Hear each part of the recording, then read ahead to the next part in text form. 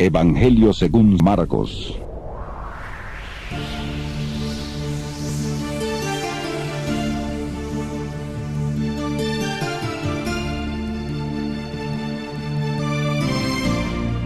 Te damos la bienvenida a tu programa Palabras de Vida Eterna. En estos momentos compartiremos el estudio del libro de Juan Marcos, Yohanan.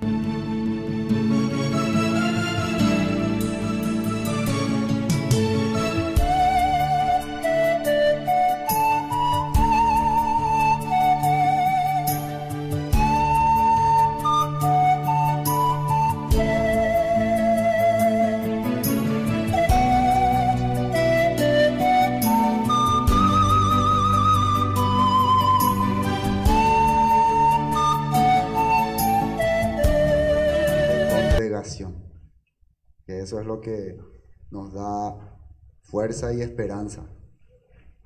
Amén. Entonces, esta semana estuvimos tocando el tema del Levítico, ¿no? El tema de las inmoralidades. También hablamos sobre la actualidad, ¿no? Lo que ocurre en la actualidad. Y algunas de las palabras que se mencionó ahí no le gustó a la transmisión y me di cuenta que a medida que pasa el tiempo, las cosas que antes eran, se puede decir, pecaminosas, vergonzosas, al final va a ser dentro de poco ya ofensivo a algunos que les tilde con esas características, ¿no? Y las personas que creen que lo que dice la Escritura es lo correcto van a ser tildados como locos, herejes, falsos. Por eso, a medida que pasa el tiempo, uno va a darse cuenta, ¿no? Cuando su mente está recibiendo la Torá o un sistema. Recuerden que hay dos marcas, ¿no? En el Apocalipsis que aparece, la marca de la bestia y la marca del Eterno. Y generalmente la marca no va a ser simplemente algo visible. Primero tiene que ser algo que está adentro, ¿no? Para que después se manifieste en lo visible. Y lógico, cuando vos le empezás a meter a alguien unas ideas, cuando vos le pones a alguien un sistema, unas características, después esa persona ya lo aplica, ya lo desarrolla y ya se nota en su vida. Ya se ve que funcionó esa instrucción, y de acuerdo a esa instrucción, su vida ya es una marca. Tanto el sistema como también la Torá hacen eso. Entonces, vamos a depender nosotros a quién le vamos a seguir. Por eso es importante analizar y estudiar y ver estos tiempos con mucha precaución y análisis de los acontecimientos. Amén. Bueno, hoy vamos a compartir Marcos capítulo 8, ya la segunda parte del versículo 11. Y vamos a ver el video de presentación del capítulo, después ya arrancamos.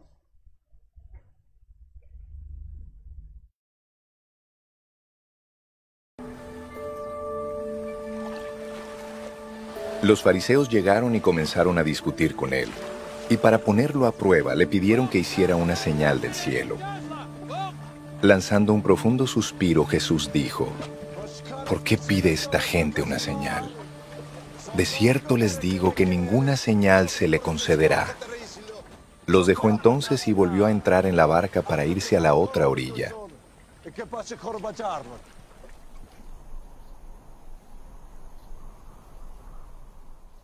Los discípulos se habían olvidado de llevar comida, así que en la barca solo tenían un pan.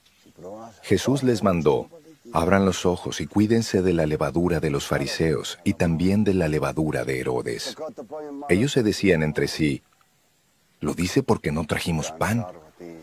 Pero Jesús se dio cuenta y les dijo: ¿por qué discuten de que no tienen pan? ¿Todavía no entienden ni se dan cuenta? ¿Todavía tienen cerrada la mente? ¿Tienen ojos pero no ven? ¿Tienen oídos pero no oyen? ¿Acaso ya no se acuerdan? Cuando repartí los 5 panes entre los 5,000, ¿cuántas cestas llenas del pan que sobró recogieron? Y ellos dijeron: 12. Y cuando repartí los 7 panes entre los 4,000, ¿cuántas canastas llenas del pan que sobró recogieron? Ellos respondieron, 7. Entonces les dijo, ¿y cómo es que todavía no entienden? El capítulo 8 del libro de Marcos, cuando nosotros lo leemos así, estos acontecimientos, se ve bien resumido. Cuando vamos a ampliarlo, ¿no? Ya vamos a usar a Marcos como referencia para ampliar estos temas usando Lucas, Mateo y si es posible Juan. Pero hay que entender una cosa. Cuando Marcos escribía este evangelio, era con el objetivo de darle esperanza y fuerza a un pueblo que estaba siendo perseguido. Y quería que tengan la idea clave, directa y precisa. Y ese era el tema principal. Segundo, fue el primer evangelio, según los comentaristas, que fue escrito. Entonces, por más que es corto, significa que son las expresiones más rápidas que se le podía transmitir a alguien referente a lo que hizo Yeshua. O sea, tiene más veracidad. No es que los demás no tengan veracidad, sino que los demás se estudiaron, se analizaron, se pensaron, se idearon y sacaron. Es como que algo así como escuchando este evangelio de Marcos. Me viene también en mente que aconteció esto. Como que cuando alguien te da una idea de lo que ocurrió, te viene en la mente y podemos ampliar. Y eso fue lo que fue ocurriendo luego con los demás evangelios. Por eso es muy interesante, ¿no?, lo que Marcos escribía. Y sobre todo, lo que más resalta, que era para tiempos difíciles. Y por eso, ese es mi punto de vista, ¿no? Si ese fue el primer evangelio, quiere decir que los demás evangelios ya tenían por lo menos un conocimiento de esta besora para narrar los demás y lo ampliaban. Y nos puede hacer entender que de esa manera es cuando nosotros también, cuando entendemos algo, cuando recibimos algo, después lo podemos transmitir y muchas veces le agregamos algunos comentarios que no serían ya introducirle algo, sino ideas. Le introducimos las ideas para que pueda tener un mensaje más directo. ¿Qué estaba ocurriendo en ese tiempo? Nerón estaba persiguiendo a todos los creyentes en Yeshua, los que estaban aceptando a Yeshua como Mesías, que vino a restaurar a Israel. Y los estaba persiguiendo porque primero les acusaba de corromper el país, de traer creencias falsas y de negar al César, ¿no? Ellos, los creyentes del primer siglo, no es que negaban la autoridad del César como gobernador, pero sí no aceptaban como un Dios que tiene que controlar sus vidas en sus corazones. No le podían adorar como Dios. Los respetaban como autoridades, pero hasta ahí. Pero ustedes saben que Nerón se volvió medio loco, ¿no? Y quería que se le honre como a un Dios. Quería que todos le alaben, se postren ante él y le veneren.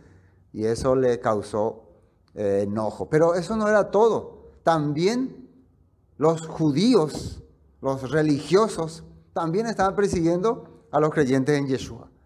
Porque ellos no podían aceptar que este Mesías, al que los creyentes en Yeshua estaban proclamando, sea el que la Escritura hablaba. Porque este Mesías realmente lo que vino a hacer es desenmascararle a ellos. Mostrar cómo ellos estaban totalmente en manera opuesta enseñando las Escrituras. Y eso se notaba cuando el apóstol Pablo llevaba su mensaje a las diferentes regiones donde habían sinagogas. Entonces aparecían los famosos opositores, ¿no?, alborotadores y todo, que alborotaban gente. Entonces vemos que la gente, cuando quiere controlar y manejar al pueblo, siempre utiliza artimañas, pleitos, religiosidad, en este caso, ¿no?, de Nerón, y también conflictos, crear conflictos. Y de esa manera se puede dominar a las personas. Bueno, ese es el tema siempre de Marcos, ¿no? Por eso cuadra con estos tiempos, cuadra perfectamente si uno lo analiza. Y vamos a ver cómo arranca. Entonces, Yeshua está recorriendo los lugares, ¿no? Está viajando. Acá el versículo 10 terminaba. Y luego entrando en la barca con sus discípulos, vino a la región de Dalmanuta. Ya vimos la vez pasada donde estaba eso, a la orilla del lago de Galilea, ¿no? Dalmanuta. Ahora el versículo 11. Fíjense bien. Vinieron entonces los fariseos y comenzaron a discutir con él, pidiéndole señal del cielo, esa parte es importante, para tentarle. Esto nomás ya nos da una clave, que ellos no vinieron con el propósito de creer si se manifestaba una señal, porque para aquel entonces Yeshua ya estaba haciendo bastantes señales, ya había sanado leprosos, había levantado paralíticos, había dado la vista a ciegos, había dado de comer a muchas personas. Entonces ya se había manifestado bastantes señales. Su objetivo de ellos eran tentarle, que diga alguna cosa, alguna blasfemia, alguna equivocación. Hay un pensamiento judío, esto es interesante, ¿no? Un pensamiento judío que dice que el hombre, si se esmera, puede hacer manifestaciones milagrosas. Puede hacer manifestaciones así como curaciones. Puede. Para ellos en aquella época no era que era tan raro eso. Pero lo que ellos esperaban es una señal que fuera más allá de la naturaleza humana. Saliera más allá de lo que un hombre puede hacer.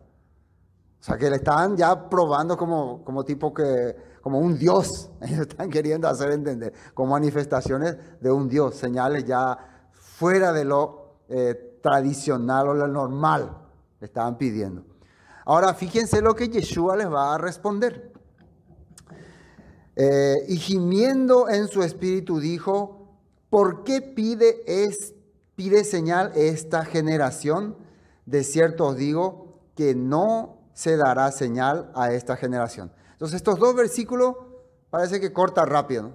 ¿Por qué pide esta generación señal? Bueno, no se le va a dar. Y acá es importante ver las ampliaciones. Vamos a empezar a ver las notas. Nota 11. Fíjense lo que dice aquí en esta versión. Cuando los fariseos oyeron que Yeshua había llegado, se acercaron y comenzaron a discutir con él para ponerlo a prueba. Exigieron que les mostrase una señal milagrosa del cielo que demostrara su autoridad. Que ocurra algo sobrenatural, ¿no? Algo que es único, que sería único. Bueno, pueden ser este tipo de señales relacionadas con profecías, que se manifieste cosas que la profecía hablaba que van a ocurrir. No sé, que caigan rocas sobre los romanos, que puede ser que el mar traiga a los enemigos, que aparezca el maná del cielo, cosas así, ¿no? Como apareció en el tiempo de la Torá. Después, otro, pues, señales que ningún hombre haya logrado. Estas pueden ser las dos características que ellos estaban esperando. Entonces, que se manifieste alguna de las señales que ocurrió en tiempos de la Torá, o algo que nunca nadie ha logrado. Sí les dice. Pero Yeshua no les va a dejar sin respuesta. Les va a dejar con respuesta y les va a mostrar bíblicamente la señal que él va a manifestar y que ellos no van a poder percibir. Bueno, versículo 12 dice, entonces gimiendo quiere decir que él se empezó a exaltar, ¿no? A hablar fuerte. Ustedes no necesitan que se le dé muchas señales, o así. Vamos a ver esta nota. Marcos 8, Biblia K2, israelita mesiánica, dice, con un suspiro alzó la voz, que vino directo de su corazón, dijo, ¿por qué quiere una señal esta generación? Les dijo, ninguna señal será dada a esta generación. Esa es nuestra versión para poder tener en cuenta. Bueno, sigamos avanzando. Y dejándolos, volvió a entrar en la barca y se fue a la otra ribera. Entonces ahí terminó el tema de la señal. O sea, Marcos nos da directamente, bueno, esta generación no va a recibir ninguna señal. ¿Por qué pide esta generación? Entonces ahí uno analiza qué es lo que estaba aconteciendo con esa generación que estaba viviendo en tiempo de Yeshua. ¿Qué estaban haciendo ellos? ¿Qué tipo de personas eran? Y en ese momento nos ayuda los demás evangelios. las demás veces ahora. Por eso vamos a la nota 13, donde nos dice ver Mateo 12:38. Vamos a ver. Mateo 12:38. ¿Qué pasó ahí? Ahí está aconteciendo el mismo tema, ¿no? Dice, entonces respondieron algunos de los escribas y de los fariseos diciendo, Maestro, deseamos ver de ti señal, alguna manifestación, algún signo también de supremacía. Vamos a ver esta nota 38. Fíjense lo que dice en Marcos 16. Una ampliación. Esto, en Marcos 16, Marcos 12 aparece esto, pero esto de 16 es una ampliación sobre el mismo tema. Miren cómo le comentaba. Cierto día los fariseos y los saduceos, acá ya le agrega a los saduceos, que no aparece en otras versiones. Y esto es muy importante, ¿no? Porque cuando Yeshua le habla de guardarse de levadura, más abajo, tenía mucho que ver también con los saduceos, que parece que Marcos no le menciona, pero en estos textos sí está. Cierto día, los fariseos y los saduceos se acercaron a Yeshua para ponerlo a prueba, exigiéndole que les mostrara una señal milagrosa del cielo, para demostrar su autoridad.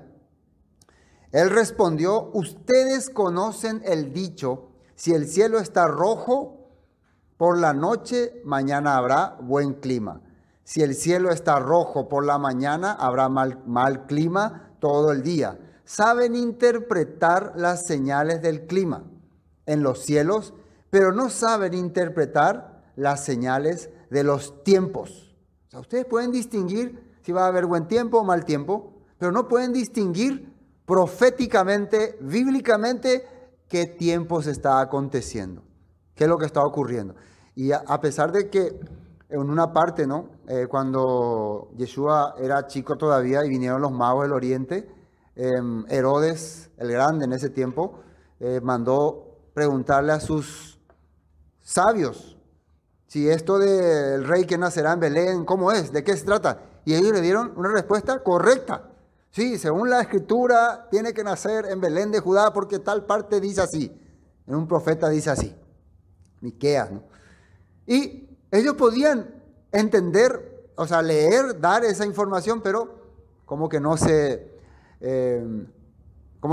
daban importancia, como tapaban esa información, no le daban valor proféticamente, como decir que eran hipócritas, sabían pero callaban. Eso es lo que Yeshua le está diciendo ahora. Ustedes se dan cuenta perfectamente por el tiempo. ¿Cómo es que no se están dando cuenta que todas las cosas que están ocurriendo están en las profecías, están manifestadas? Son hipócritas, quieren esconder la verdad del pueblo. Eso de entrada le está diciendo, ¿no? En esta ampliación. Solo una generación malvada. Sí, una generación malvada. ¿Qué significa malvada? Apartada de la Torá. Eso es lo que faltaba completar en Marcos. Esta generación debe recibir, porque esa generación era apartada de la Torá. Claro, aunque Marcos no completa, pero si uno lee todo Marcos, desde el 1 hasta el 7 que estábamos viendo, ya bastantes veces Yeshua tuvo ese debate con fariseos. Cuando tuvo el debate de las manos, de las tradiciones, ya hablaba que era una generación que se estaba apartando de los escritos bíblicos. Y adúltera, que quiere decir tradiciones y leyes. Le agregaban, cambiaban, interpretaban a su manera las leyes. Entonces, ese tipo de generación de gente ahora está pidiendo que se manifieste algo del cielo. Además que están viviendo en hipocresía y en falsedad. Dice, reclaman una señal milagrosa, pero la única señal que les daré es la del profeta Jonás. Luego Yeshua los dejó y se fue. Solamente les va a dar una señal del profeta Jonás. Y tendríamos que ir a ver cuál fue esa señal o qué fue lo que pasó con Jonás. Pero vamos a ver otro texto. Lucas 11:16.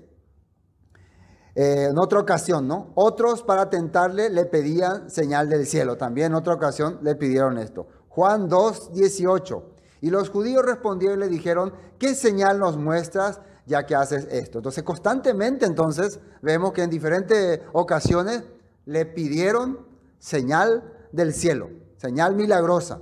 Pero Yeshua les respondió, la única señal que van a ustedes ver, contemplar, experimentar, va a ser la señal de Jonás. Porque todas las demás señales que Yeshua hizo, a ellos no les abrió el entendimiento, no les llegó. Y esto es muy importante. Bueno, continuemos. Pasamos a Mateo 12, ¿no? De Marcos 8 pasamos a Mateo 12, para poder entender mejor. 39 dice, él respondió y les dijo, la generación mala y adúltera, ya entendemos qué significa eso, demanda señal, pero señal no le será dada, sino la señal del profeta Jonás. ¿Quién es generalmente una generación que pide que haya manifestaciones?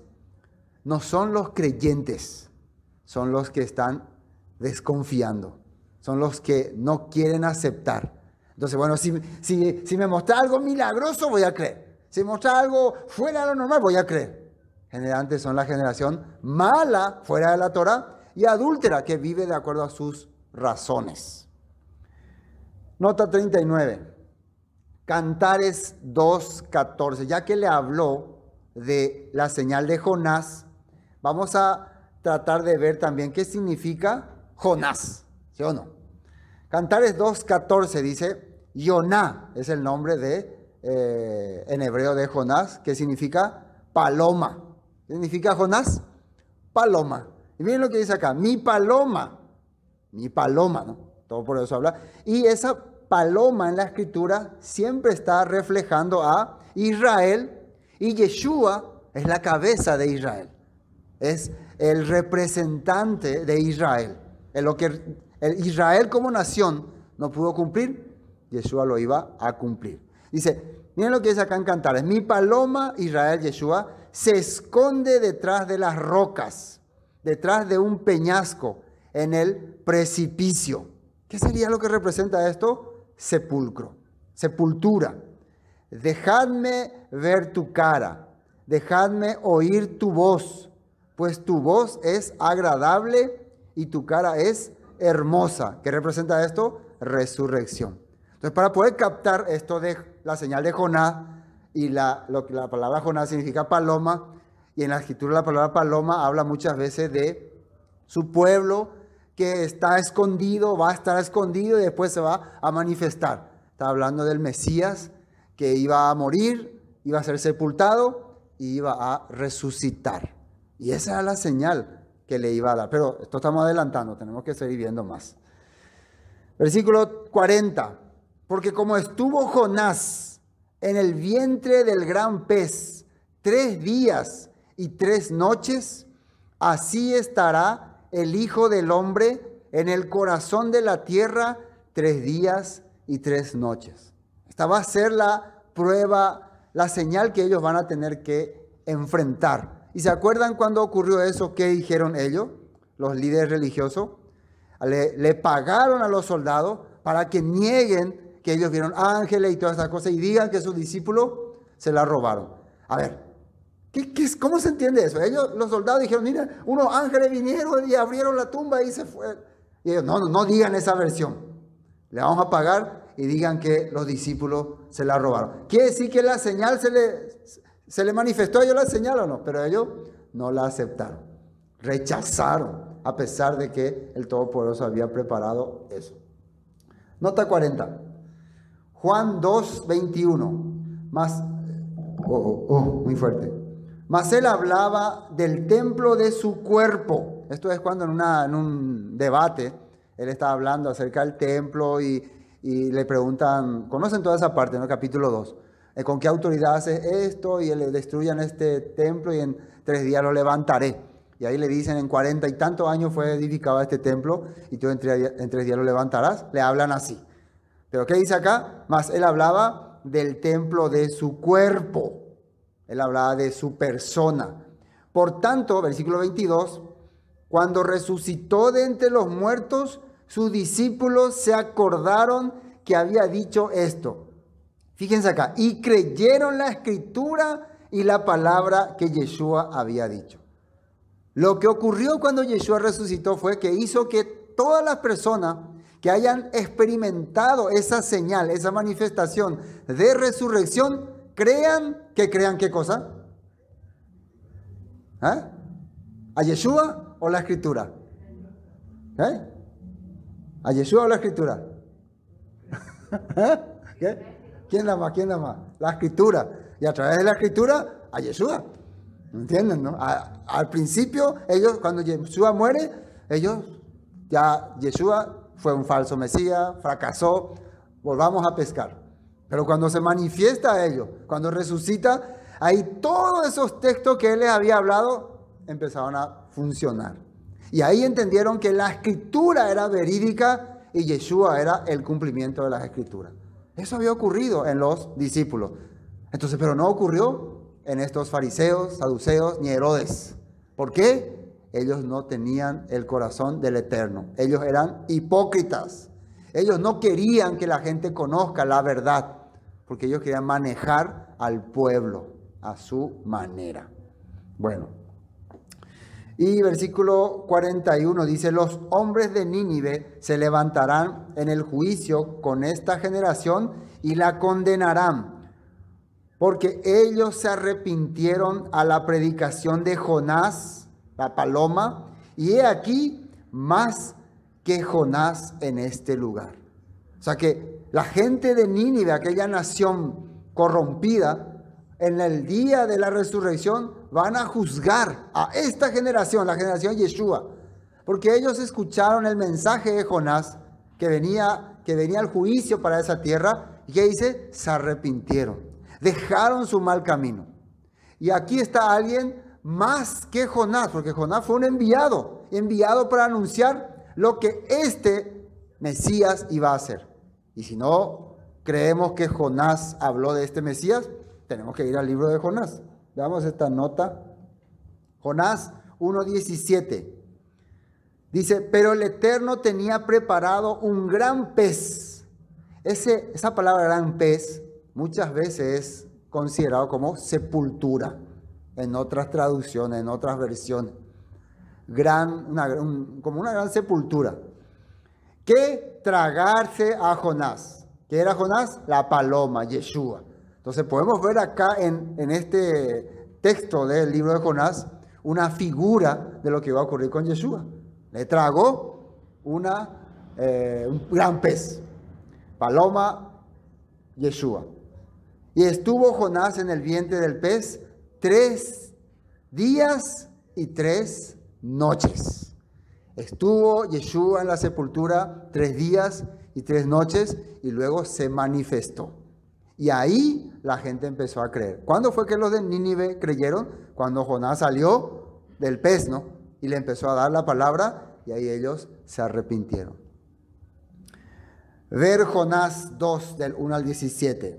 Bueno, vamos a leer un poco acá el libro de Jonás, a ver si es cierto que Jonás tiene un mensaje para la gente. Recuerden que los fariseos, saduceos conocían perfectamente estos textos. Miren lo que dice acá. Entonces oró Jonás al Eterno, su Elohim, desde el vientre del pez y dijo, invoqué en mi angustia al Eterno y él me oyó. Atiendan bien acá. Desde el seno del Seol clamé y mi voz oíste. Seol representa sepultura. Entonces, Jonás, por más que está dentro acá del pez orando, está manifestando que está dentro de una sepultura clamando. Vamos a ver esta nota 2.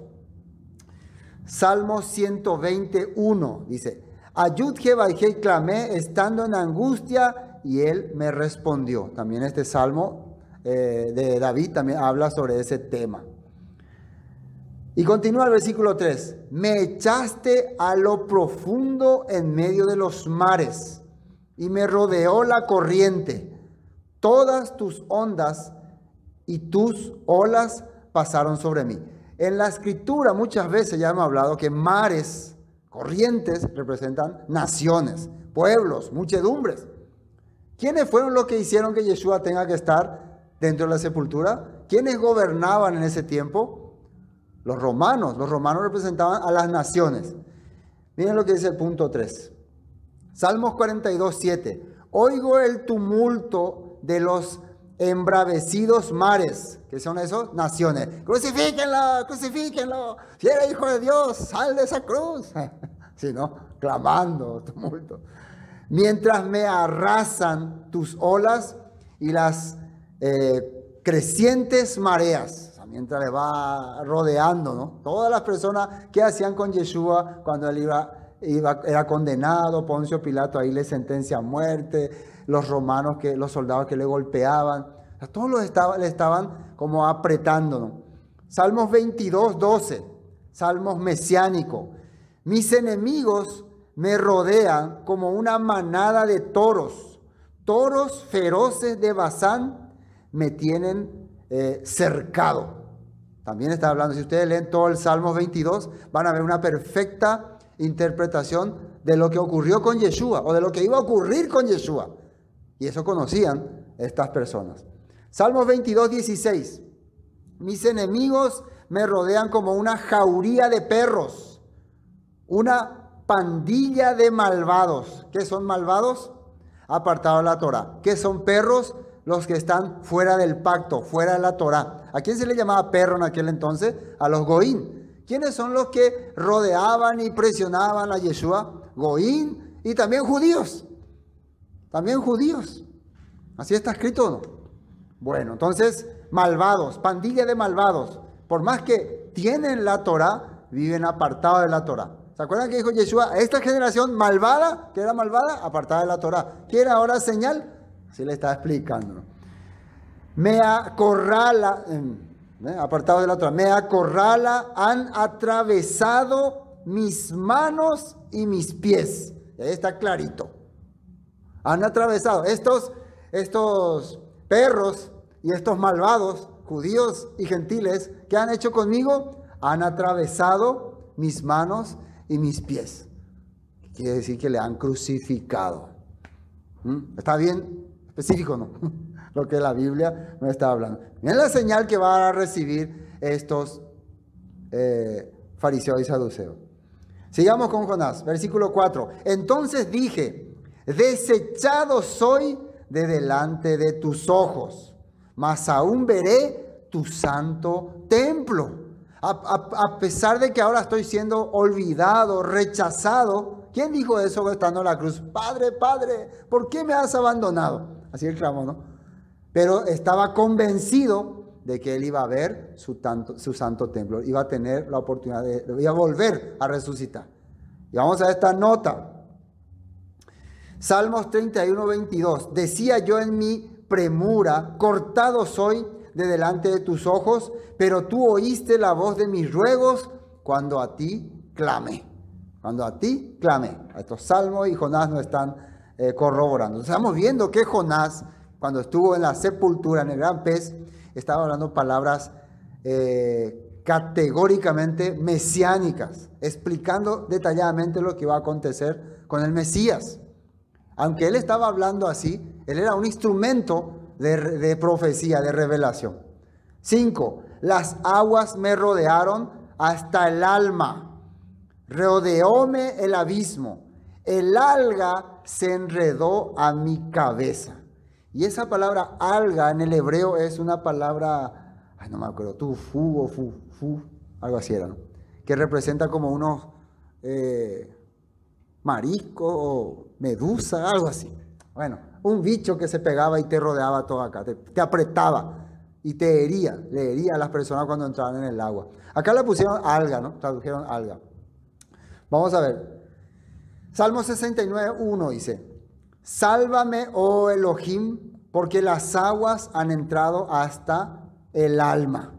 Siempre hablando en referencia al Mesías. Entonces, acá dice que esa cosa, que acá le llama alga, se enredó en su cabeza. ¿Qué le habían puesto a Yeshua en la cabeza? Una corona de espinas. Le enredaron ahí, le pusieron ahí. Corona de espinas, eran algún tipo de planta. Bueno, entonces vemos que Jonás está hablando sobre ese tema. 6. Descendí a los cimientos de los montes. La tierra echó sus cerrojos sobre mí para siempre. Así está hablando acá. Mas tú sacaste mi vida de la sepultura, oh eterno Elohim mío. Está bien claro, ¿no? Vamos a ver esta nota 6. Isaías 38, 17. He aquí amargura grande me sobrevino en la paz, mas a ti agradó librar mi vida del hoyo de corrupción, porque echaste tras tus espaldas todos mis pecados, porque el Seol no te exaltará, ni te alabará la muerte, ni los que descienden al sepulcro esperarán tu verdad. Y Salmos 16, 10. Porque no dejarás mi alma en el Seol, ni permitirás que tu santo vea corrupción. Y esto mismo está hablando Jonás. Entonces nosotros vemos en este capítulo 2 que Jonás está categóricamente hablando sobre el tema de la pasión, la muerte, la resurrección del Mesías. Me sacaste, dice, mas tú sacaste mi vida del sepulcro, oh eterno Elohim mío. Cuando mi alma desfallecía, en mí me acordé del Eterno, y mi oración llegó hasta ti en tu santo templo. Otra vez nota, Salmos 18, 6. En mi angustia invoqué al Eterno, clamé a mi Elohim, Él oyó mi voz desde su templo, y mi clamor llegó delante de Él a sus oídos. Todos son versículos que hablan de acerca del Mesías. 8. Los que siguen, atiéndame acá, vanidades ilusorias, sus misericordias abandonan. Las personas que no van tras la misericordia del Padre, tras la promesa del Padre, entonces pierden su bendición. Y acá la nota está bastante larga. Vamos a continuar más abajo. 9, ese era de otro tema. 9. Mas yo con voz de alabanza te ofreceré sacrificios. Miren lo que dice acá. Yo con voz de alabanza ofreceré sacrificios. Voy a entregar mi vida por los demás. Pagaré lo que prometí. Si nosotros vemos este texto, parece que no está hablando Jonás. La realidad, aquí no parece Jonás que está hablando, parece otra persona. Por eso lo que está diciendo Jonás acá se relaciona con lo que va a ocurrir con el Mesías. Es como que él está abriendo su boca nomás. Como lo hacía David. Muchas de los salmos de David eran momentos duros, momentos difíciles, y muchas de las cosas que él decía parecía que tal vez en su tiempo no tenía sentido, pero eran, como dice el apóstol Pedro, palabras de profecía. David era un profeta y lo que el Padre ponía en su corazón eran profecías. Dice, mas yo con voz de alabanza te ofreceré sacrificio, pagaré lo que prometí, la salvación es del Eterno. Dice. Salmo 50, 14, sacrifica a Elohim alabanza y paga tus votos al Altísimo. E invócame en el día de la angustia, te libraré y tú me honrarás. Y hay más, pero hasta ahí no. Vamos al 10. Y mandó el Eterno al pez y vomitó a Jonás en la tierra. Entonces, ¿de qué está pasando? ¿Qué está ocurriendo con Jonás? ¿Quién es? ¿Cuál es su señal? Una persona que profetizó sobre el Mesías. Cuando le hablamos a la gente, la señal de Jonás, no solamente el tema de que estuvo dentro del pez y salió, sino qué ocurrió mientras estuvo delante del pez, qué palabras salieron de su boca mientras estuvo en la sepultura. Esa sería la señal. Esa palabra se va a cumplir y ustedes lo van a experimentar, pero lastimosamente lo van a rechazar. Lo van a rechazar. Bueno, ahora sí, volvamos a... ¿qué libro se llama? Marcos. Parece que nos fuimos, nos enredamos todo, ¿no? Volvamos a Marcos 8. Creo que ya podemos captar entonces de qué se relacionaba entonces Jonás con lo que le dice Yeshua ahí en Mateo, porque en Marcos no aparece, no aparece esa parte, pero se completa en los demás textos. Entonces versículo 12, ¿no? Estamos 8:12. Y gimiendo en su espíritu dijo, ¿por qué pide señal esta generación? ¿Qué tipo de generación era? Malvada y adúltera. Malvada y adúltera. Una generación que vivía apartado de la Torá y vivía mezclando o agregando cosas que no eran lo que el Padre había dicho, ¿no? Señal no se les dará a esta generación. Versículo 13, y dejándolos, volvió a entrar en la barca y se fue a la otra ribera. Bueno, hasta acá entendimos entonces sobre este punto. Ahora, él está hablando ahora ya con sus discípulos, ya salió de esa región, y viene acá y el versículo 14 dice, habían olvidado traer pan, y no tenían sino un pan consigo en la barca. Solamente un pan trajeron, tal vez es uno de los que les sobró de esa multiplicación, no sabemos. Y miren lo que ocurre acá. Y él les mandó diciendo, mirad, guardaos de la levadura de los fariseos y de la levadura de Herodes. ¿Qué es levadura? ¿Qué se entiende como levadura? Es una sustancia, es una masa, ¿no? Masa fermentada, ¿no? Varios días, y se utiliza para fermentar la masa nueva. A ese se le llama levadura. También el propio pan, cuando vos preparáis y dejáis un tiempo, un día, 2 días, también se fermenta. Pero la levadura que está hablando acá, Yeshua, se habla de algo fermentado como mucho tiempo. Una masa bien, que no es más para hacer pan, ¿no? Es ya algo para fermentar. Se puede decir algo que sirve para contaminar. Porque otra cosa es que el pan se fermente solo y otra cosa es que vos le ponga levadura y eso sí lo contamina inmediatamente. ¿Me captan, no? Ese es el tema acá. Entonces, guárdense de ese tipo de levadura. Algo que va a tocar sus vidas y les va a contaminar por tener años de fermentación, de estar ahí descomponiéndose. ¿Y de quién le habló? De los fariseos y de Herodes. Y en otras versiones le menciona también a los saduceos. Por eso vamos a investigar un poco cuáles eran sus levaduras. Aunque de los fariseos ya hablamos bastante la vez pasada. Vamos a la nota. Levadura, sustancia que oxida la masa. Fariseos, ¿cuál era su levadura? Tradiciones de hombres. Herodes, religiosidad en la política. Esa era su levadura, meter la religiosidad en la política. Pues vamos a leer. Primer libro de Corintios 5, 6. No es buena vuestra jactancia. ¿No sabéis que un poco de levadura, que dice ahí, leuda, contamina toda la masa? ¿Quién habló esto? El apóstol Pablo a los corintios. También a los gálatas le dijo la misma cosa. ¿Por qué el apóstol Pablo mencionaba esto en aquel tiempo? ¿Qué sería la levadura? Y eso vamos a ver cuando veamos otros textos. Levadura de los fariseos, no, de los saduceos, que no está en esta parte, pero está en el libro de Mateo.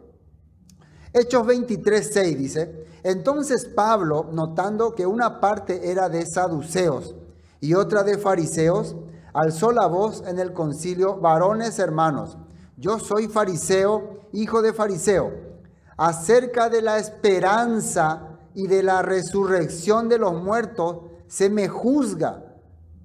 Cuando dijo esto, se produjo disensión entre los fariseos y los saduceos, y la asamblea se dividió. ¿Por qué dice que se dividió?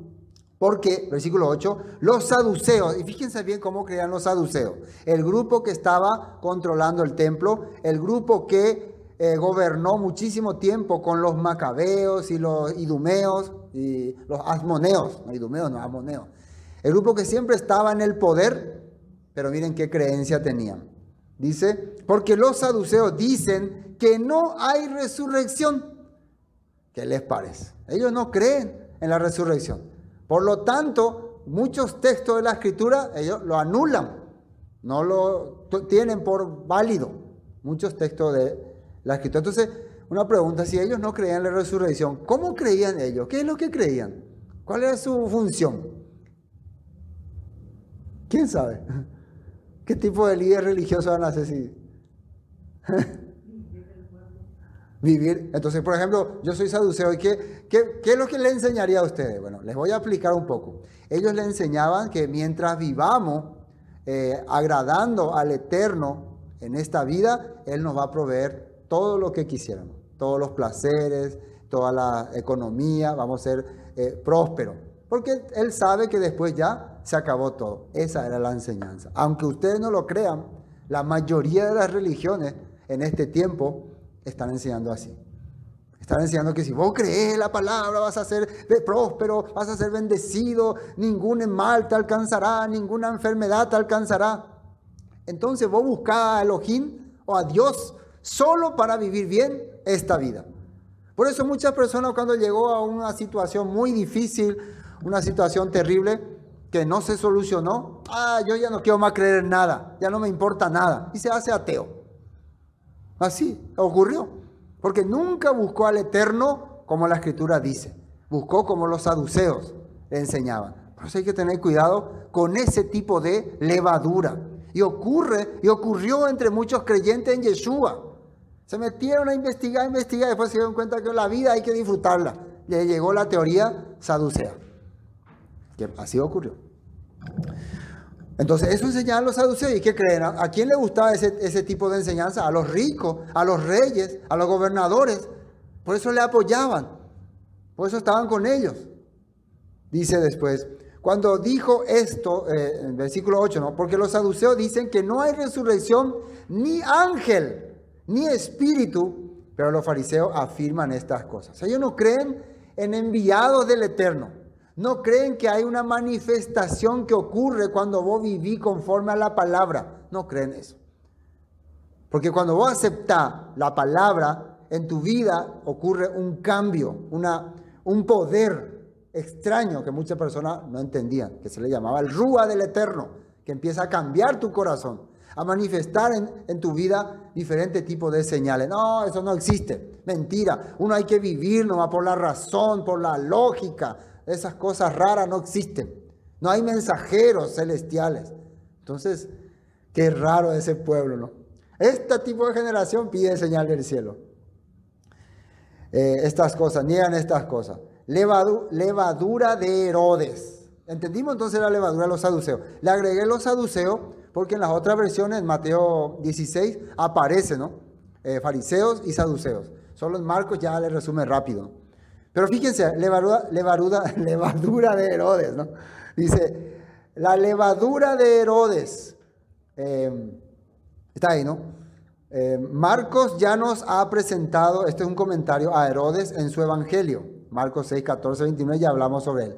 En aquella ocasión tuvimos la posibilidad de considerar que era un hombre mundano y malvado, porque vimos todas las cosas que hizo, ¿no? Que bailó la jovencita esta, después le decapitó a Juan.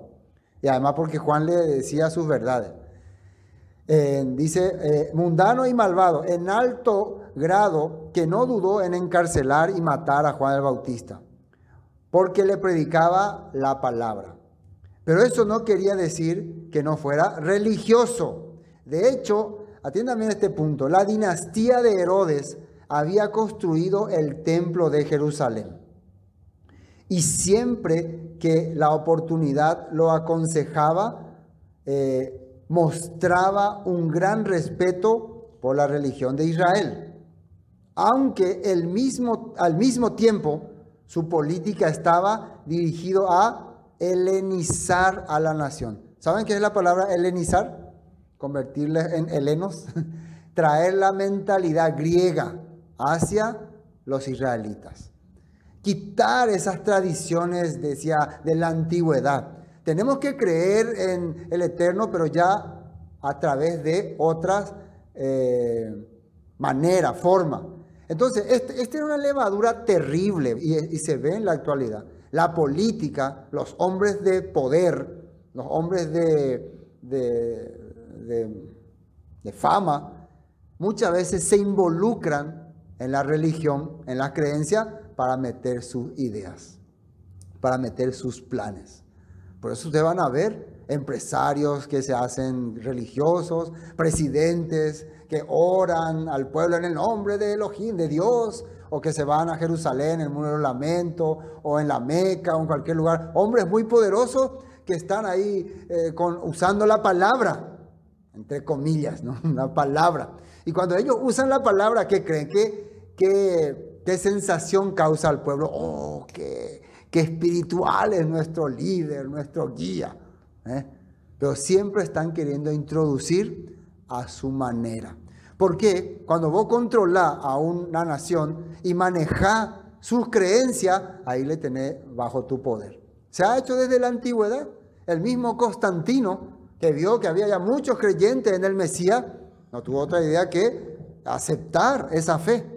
La legalizó y después sí que ya hizo obligatoria, pero le puso sus reglamentos. No se extrañen que después de todos estos acontecimientos que están ocurriendo, aparezca un estilo de religión oficial. Está bien, todos van a poder adorar a sus creencias, pero de acuerdo a lo que el protocolo y el sistema manda. ¿Qué les parece? De acuerdo a lo que el protocolo, el sistema dice, de acuerdo a eso. Y nosotros vamos a creer que muchos de estos líderes de verdad nos están dando la oportunidad de adorar a nuestro Eterno, pero nos están metiendo sus ideas. Y no nos vamos a dar cuenta hasta que ya estemos dentro de eso, hasta que ya nos hayan marcado. Por eso Yeshua le decía, cuídense, cuídense. Vimos por un lado a los saduceos. ¿Qué mentalidad metían en la gente? De no creer en nada. ¿Acaso estos movimientos comunistas, marxistas, que han sido tan poderosos en los últimos tiempos, qué mentalidad ponía en sus seguidores? ¿Quién sabe? ¿Quién conoce de esa corriente? ¿Qué mentalidad ponía? ¿No se acuerdan? Nosotros no sabemos de eso, ¿no? Atea. No cree en nada. Hay que creer en la vida. Hay que creer en lo que hay ahora. Hay que comer, eso. Por eso muchas de estas naciones que han sido guiadas por esta corriente no creen en nada. Se quedaron así. Solamente disfrutan la vida. Viven, mueren y se acabó. Después está el otro que se mete con la religión. La nación es de Cristo, de Jesús. Nuestro presidente jura por la Biblia, habla de la palabra, pero también introduce su sistema. Y después nosotros vemos a estos líderes, ¿cómo les vemos? Abrazarse, darse la mano, hacer acuerdos, negociar, porque la idea es gobernar y manejar a las personas e introducir esos pensamientos. Y de esa manera se va saliendo del plan del Padre. Esto Yeshua lo advirtió y está ocurriendo en estos tiempos. ¿Y a quién le dijo esto? A sus discípulos. ¿Quiénes son sus discípulos? Los que iban a llevar el mensaje de la restauración a todas las naciones, porque esto iba a ocurrir en todas las naciones. Bueno, estábamos aquí en helenizar la nación. A la vista de todo esto, ¿cómo podríamos definir la levadura de Herodes? Una pregunta. Esta levadura consistía en la mundanidad escondida bajo la capa de una religiosidad oportunista y superficial. Un mundano que se disfraza de religioso. ¿Existe eso? Bastante, ¿no? Existe. Entonces, cuidado, ¿no? De eso tienen que cuidarse. Eso es lo que Yeshua les estaba hablando, pero la mente de los apóstoles todavía estaba, dice la Escritura, endurecida. Recuerden que esa palabra endurecida era que no tenían confianza en lo que Yeshua hacía, a pesar de las manifestaciones. Duro es el hombre, duro es. ¿Qué creen? Nosotros compartimos mucho la Escritura, la palabra, y algunos todavía se rehúsan a creer. Bueno, continuemos. Estamos en versículo 16. Y discutían entre sí, Marcos 8:16, diciendo, es porque no trajimos pan. Te dije luego, Santiago, que traiga el pan. No, yo le encargué a Pedro. Y ahí Andrés que estaba, ahí estaban discutiendo por el pan. Y ahí, ¿de qué creen que se olvidaron? ¿O qué es lo que no entró en su mente? Y Yeshua les va a decir, se olvidaron que yo cuando ustedes tenían poco pan multipliqué. ¿Cómo pueden tan rápido olvidarse? ¿Cómo pueden rápidamente después de que el Todopoderoso hizo una manifestación olvidarse? Eso es como es inaceptable. Pero eso hasta en la Torá aparece. El pueblo de Israel salió de Egipto. Para salir de Egipto se abrió el mar. ¿Es así o no es así? Ellos vieron que se abrió el mar, cruzaron los romanos, los egipcios detrás de ellos, y el mar se cerró. Eso fue un milagro impresionante. Después una columna de nube los guiaba, y cuando ellos tenían hambre, caía pan del cielo y comían. Les mandó codornices y comieron. Les protegía dándole luz por la noche y sombra por el día. Todas estas señales el pueblo de Israel vieron. Pero pasando muchos años, ya casi 40 años, otra vez murmuraron. Estamos hastiados de este pan tan liviano. Queremos volver a Egipto, dijeron. Así es el corazón del hombre. A pesar de todas las señales, se rehúsa. Por eso dice una palabra, el justo con dificultad se salva, dice. Porque no es la dificultad que le costó, es porque no, porque en su corazón está muy duro. Y para romper esa dureza se necesitan muchas aflicciones, muchos pasos que el pueblo iba pasando. 17. Y entendiéndolo, Yeshua les dijo, ¿qué discutís porque no tenéis pan? ¿No entendéis ni comprendéis? ¿Aún tenéis endurecido vuestro corazón? Le pregunta. ¿Todavía siguen dudando de mí? Y esta duda que ellos tenían, ¿hasta cuándo se iba a manifestar? Hasta el momento que Yeshua murió. Todavía ellos dudaron, no creyeron. Hasta cuando resucitó, ellos creían que era un fantasma. ¿Se acuerdan? Creían que era un fantasma. No, no eres tú, no. Miren, tóquenme, denme algo de comer. Qué duro trabajar con esta gente, ¿no? Es terrible, ¿no? Pero Yeshua les tuvo paciencia. ¿Por qué eligió apóstoles tan duros? Porque era una señal de cómo serían sus futuros seguidores, ¿no? Y para que tengamos esperanza nosotros, ¿no? Si elegía puros fieles, entonces nosotros tal vez no teníamos esperanza. Por eso eligió así. Vamos a esta nota 17. Marcos 6:52. Eso es lo que ocurrió en aquella ocasión, ¿no? Porque aún no habían entendido lo de los panes, por cuanto estaban endurecidos sus corazones. ¿Qué significa endurecidos? No tenían confianza. Hebreos 3:7 dice así.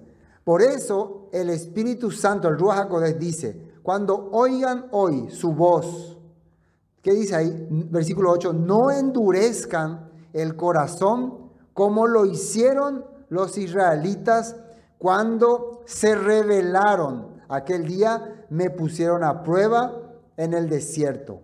Allí sus antepasados me tentaron y pusieron a prueba mi paciencia, a pesar de haber visto mis milagros durante 40 años. Esto es lo que le estaba mencionando. Si hoy el Padre te está hablando, no vaya a ser desconfiado, no vaya a tener un corazón duro como ocurrió en el pasado. ¿Y qué ocurrió con toda esa gente? Se quedó por el camino. Si ustedes continúan leyendo este capítulo de Hebreos 3, van a ver que ellos se quedaban por el camino. Y dice ahí que a ellos se les anunció las buenas nuevas, igual que a nosotros. ¿Qué es la buena nueva? El evangelio, la promesa de restauración. Promesa de una tierra, promesa de un reino, promesa de una nación, promesa de resurrección. Todo eso estaba incluido en el evangelio. Por eso estuve enojado con ellos y dije, su corazón siempre se aleja de mí, rehúsan hacer lo que les digo. Así que en mi enojo juré, ellos nunca entrarán en mi lugar de descanso. Eso está hablando aquí en Hebreos. Seguimos, Marcos 17, ya leímos, versículo 18. Teniendo ojos, no veis, y teniendo oídos, no oís, y no recordáis. ¿No se acuerdan? Que están viendo, tienen oído, no oyen, no pueden calcular, pensar. Me imagino allá ahí pensando. Cuando partí los 5 panes entre 5,000, ¿cuántas cestas llenas de los pedazos recogisteis? Y ellos dijeron 12. ¿Qué representaba ese milagro? La restauración de las 12 tribus de Israel a través de la Torá. ¿Acaso no entendieron ese punto? Ustedes vieron, ¿se acuerdan? 12 panes, canastas recogieron. La restauración de Israel. Después, y cuando los 7 panes entre 4,000, ¿cuántas canastas llenas de los pedazos recogiste? Y dijeron 7. 7, número de perfección. 4, número de totalidad, los 4 ángulos. Esa era alimento, palabra para toda la tierra. Jesús les había explicado por estos milagros su plan. ¿Por qué Marcos quiere que entendamos esto? Porque el plan de restauración es para Israel y para nosotros que estamos ahora siendo perseguidos por estos romanos y judíos. Ese es, tenemos que entender que el Mesías trajo la palabra del cielo. Yeshua dijo, no, el pan que yo traigo es del cielo y les da vida en abundancia. No trabajen por la comida que perece, por las cosas temporales, trabajen por las cosas eternas, Así les estaba hablando, les quería abrir el entendimiento. 21, y les dijo, ¿cómo aún no entendéis? Y ahí termina. ¿Cómo aún no entendéis? Se termina, ¿cómo aún no entendéis? Vamos a la nota 21. Mateo 16, 12. Aquí dice lo que después ellos se dieron cuenta. Entonces entendieron que no les había dicho que le guardasen de la levadura del pan, sino de la doctrina de los fariseos y de los saduceos. ¿Qué es doctrina? Enseñanza, pensamiento, ideas. Ya hablamos bastante de qué se trata, ¿no? Para recordarnos, vamos a terminar con este Mateo 15:1, para que se acuerden lo que dice acá. Mateo 15:1. Fíjense lo que dice ahí. Ya habíamos compartido esto en Marcos, pero ahora vamos a ver de acuerdo a Mateo. Entonces se acercaron a Yeshua ciertos escribas y fariseos de Jerusalén diciendo, ¿por qué tus discípulos quebrantan la tradición de los ancianos? ¿Por qué no se lavan las manos cuando comen pan? Respondiendo él les dijo, ¿por qué también vosotros, que dice ahí, quebrantáis el mandamiento de Elohim por vuestra tradición? Porque Elohim mandó diciendo, honra a tu padre y a tu madre, y el que maldiga al padre o a la madre muere remisiblemente. Pero vosotros decís, aquí está la levadura, ¿no? Lo que le agregan. Cualquiera que diga a su padre o a su madre, es mi ofrenda a Elohim, todo aquello con que pudiera ayudarte, ya no ha de honrar a su padre o a su madre. Así habéis invalidado el mandamiento de Elohim por vuestra tradición. ¿Qué dice el 7? Hipócritas. Hipócritas. ¿Qué quiere decir? Ustedes saben bien que eso no es los mandamientos, pero les conviene agregarle esto y manipular a la gente para que llenen sus bolsillos y llenen sus placeres. Están enseñando falsedad al pueblo sabiendo que no es lo correcto. Por eso le dice directamente, hipócritas. Saben la verdad, pero no la enseñan. Bien profetizó de vosotros Isaías cuando dijo, este pueblo de labio me honra, mas su corazón está lejos de mí. Pues en vano me honran, enseñando como doctrinas mandamientos de hombre. ¿De qué Yeshua les pidió que se cuiden? De la doctrina de los fariseos, de los saduceos y de Herodes. ¿Por qué de Herodes? Porque Herodes también tenía un estilo de religión. La religión basada en el poder, en la soberanía, ¿no? Existe en la actualidad movimientos, grupos que creen, creo que el catolicismo es uno de ellos, que la iglesia tiene que gobernar la tierra, ¿no? Hay muchos pastores que dicen ahí, nosotros por eso tenemos que entrar en el Congreso, tenemos que entrar en la presidencia. La iglesia tiene que gobernar. Tenemos que tener jóvenes que sean líderes para que controlen y manejen el mundo. Esa es la levadura de Herodes. Meter la religión. Bueno, hay que entender que acá, en aquella época la Torá se regía por un grupo de jueces, Sanedrín, que determinaban de acuerdo a la pena de esa persona. De acuerdo a qué es lo que hacía con sus padres, ellos determinaban ese castigo. En este punto la Biblia habla acerca de una persona que le menosprecia, le aborrece y le deja a su padre a su suerte. Entonces, de muere remisiblemente se puede entender de varias formas. Primero, cuando vos no recibís la guía de tu padre, cuando no recibís la guía de tus padres, generalmente tu vida se acorta porque sin experiencia viví. Y muchas veces terminás muriendo. Eso se puede entender en la parte escritural, o sea, espiritual.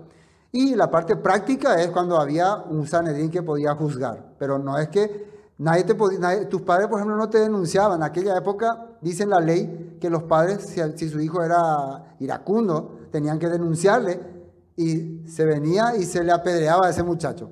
Pero eso no ocurría. ¿Quién le va a denunciar a su hijo? Al contrario, los padres trataban de que su hijo cambie. Tener un hijo rebelde con tus manos. Sí. Tienes que llevarlo delante de los ancianos. Y si no le hace caso a los ancianos, llevar delante del pueblo, dice la Torá. Y si así no cambia, entonces va a ser. Pero eso no ocurría.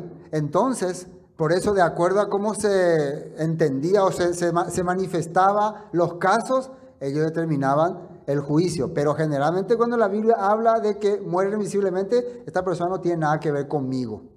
Yo me aparto de él. O sea, el Eterno, vos menospreciás a tus padres y él luego ya te rechazó. Quiere decir que a partir de ese momento tu vida va a ser un fracaso. En la actualidad esa es una de las cosas más terribles que ocurre, el menosprecio a los padres. Inclusive algunos hacen, no hay que ni mencionar, cosas terribles con sus padres. Aunque sea quien sea tu padre, no esté de acuerdo con sus pensamientos, es tu padre. Es tu padre y tu madre. ¿Qué vas a hacer? Es el que el Todopoderoso te entregó. Fíjense que el rey David fue muy menospreciado por su padre, pero a pesar de eso él honraba a su padre. No solamente a su padre, también al rey Saúl, que él le consideraba como padre. Aunque el rey Saúl quería matarle, le tiraba lanza, pero él siempre le respetó. Esa es la manera que el Padre no quería entender cómo tenemos que tener nuestro corazón. Entonces, justamente fue lo que los fariseos quitaron. Un mandamiento muy importante. Además, este mandamiento, ya que la hermana menciona, el apóstol Pablo lo vuelve a reiterar. Mandamiento con promesa, dice. Único mandamiento con promesa. O sea, servirle a nuestros padres hasta el final de sus días, como se merece, es bendición para tu vida. Mire, no, hace tiempo. Y generalmente eso escuchamos. Muchas veces no sabíamos o no entendíamos. El Padre ahora nos abre el corazón a través de su Torah, a través de su Escritura, nos muestra qué es la levadura.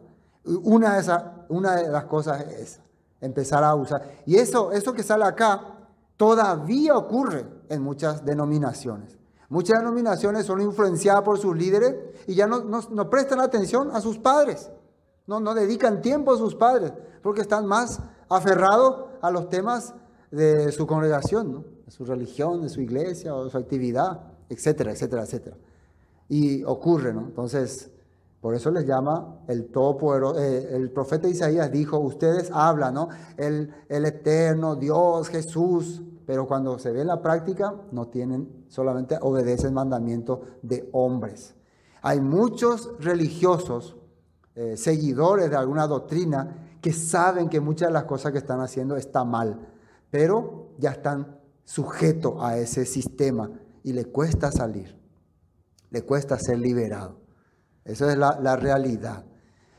Una vez más recalcamos, cuando Yeshua les pide a sus discípulos que se cuiden de la contaminación, de las enseñanzas de tres tipos de grupos.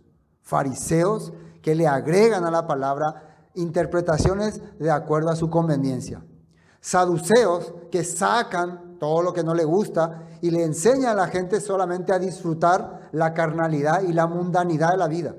Eso es lo que le enseñan. Sacan todos los profetas, sacan todo y solamente les lee lo que a ellos les favorece. Y Herodes, un grupo que se aprovechaba del poder y del puesto principal para dominar la mente de las personas. Nosotros con la política, con los acuerdos políticos, con las negociaciones, vamos a tener un país próspero.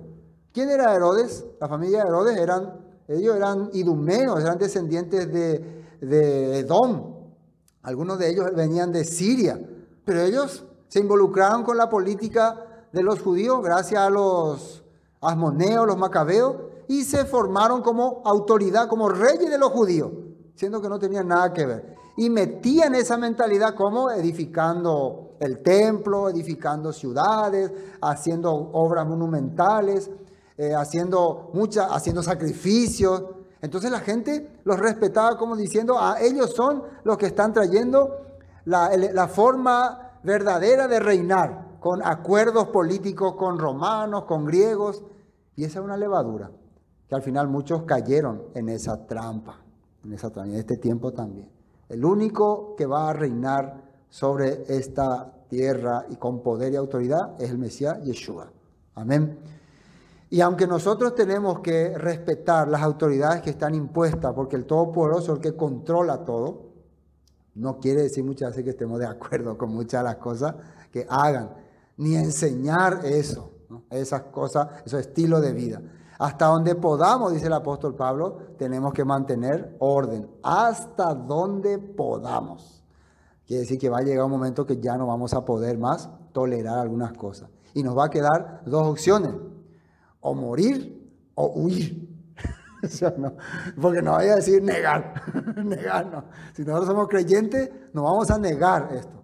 O tenemos que morir creyendo como creemos, o tenemos que huir hasta donde podamos también.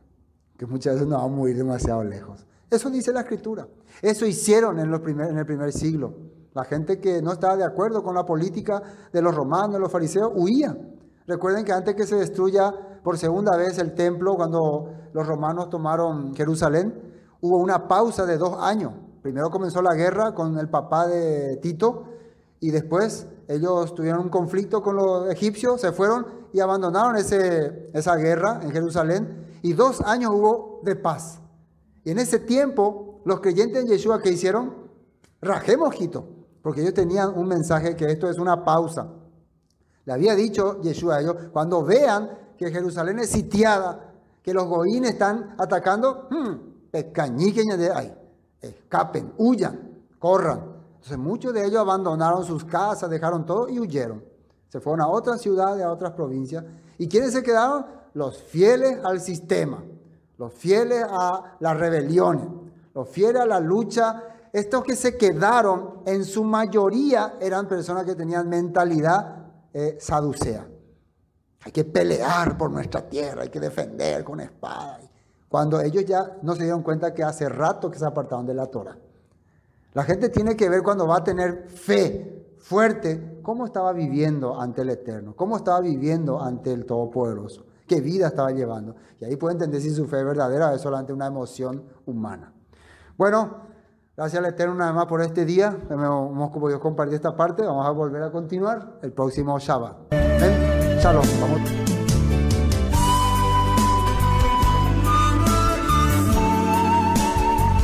Esto fue Palabras de Vida Eterna con el estudio del libro de Juan Marcos. Bendiciones y hasta pronto.